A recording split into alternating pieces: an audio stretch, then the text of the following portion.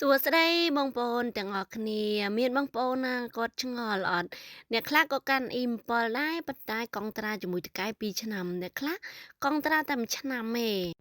ជំរាបជូនបងប្អូនបន្តិចថាវីសាអ៊ីមប៉ុលដក4ហ្នឹងគឺមានពីរប្រភេទចែកជាពីរទៀតណាបងប្អូនវីសាមួយទៀតគឺមានកង់ត្រាជាមួយតកែ2ឆ្នាំហើយមួយកង់ត្រាតែ1ឆ្នាំទេហើយបើសិនជាកង់ត្រា1ឆ្នាំពេលដែលយើងចាញ់ ពេលដែលយើងដាច់កង់ត្រាគឺយើងអាចចេញបានហើយអត់ចាំបាច់មាន Egypt ទងីសទេប៉ុន្តែអាកង់ត្រា2ឆ្នាំគេហៅ Cape Point ហ្នឹងណាអាហ្នឹងពេលដែលយើងចប់2ឆ្នាំបាទយើងអាចចេញបានបើសិនជាយើងចេញមុនគឺយើងអត់អាចរកការងារថ្មីធ្វើបានទេហើយបើសិនជាយើងចេញមុនលុះត្រាតែក្រុមហ៊ុនអឺបិទទ្វារឬមួយក៏ត្រូវការ Egypt ទងីស